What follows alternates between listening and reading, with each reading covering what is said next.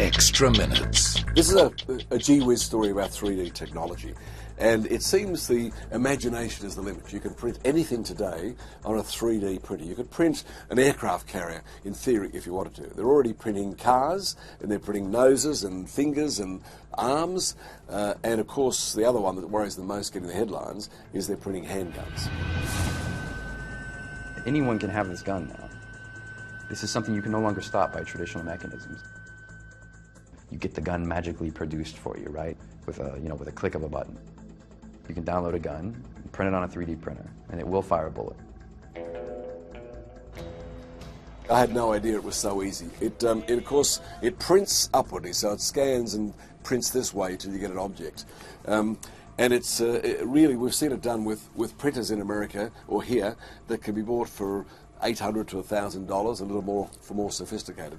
But it's possible to print parts for a fridge, parts for your washing machine, parts for your car. In theory, that's what you can do once someone designs it and puts it on the computer. So it is a brave new world. We can almost go anywhere with this. But it also means that a 10-year-old kid at home in a backyard printing office with mum and dad away for the day or a couple of days could actually print this. There's no control. You don't need a license to have a pistol or even potentially a machine gun. So I guess that's not a brave new world, that's a crazy new world. Now, nobody had really cared much about 3D printing until Wilson put his simple gun design on the internet. Then it grabbed headlines right around the world. Since then, the downloads have passed the million mark. Would you like to see 1 million guns around the world all printed on a 3D system? No. I want people to recognize that this is possible and achievable, and all the kind of implications that follow forth.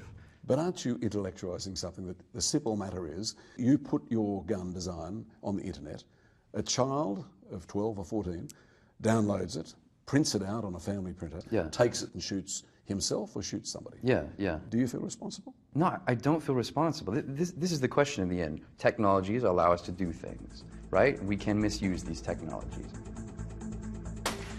You wonder what effect it's going to have on the manufacturing industry generally, but people have got to go to the trouble of printing it out, let's say, a part for the fridge. Something breaks down, and rather than wait for it to come from China or come from somewhere else, you can just get the design, download it, and print it yourself. Let's say a part for the car.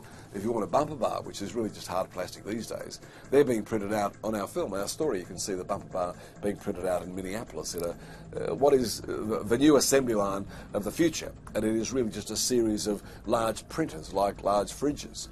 And depending on what parts you want to print, they can be a printer this big, which you can put in your back shed, or they can be something this big as a large fridge. But they're there, and it's happening. We've just got to be aware of it.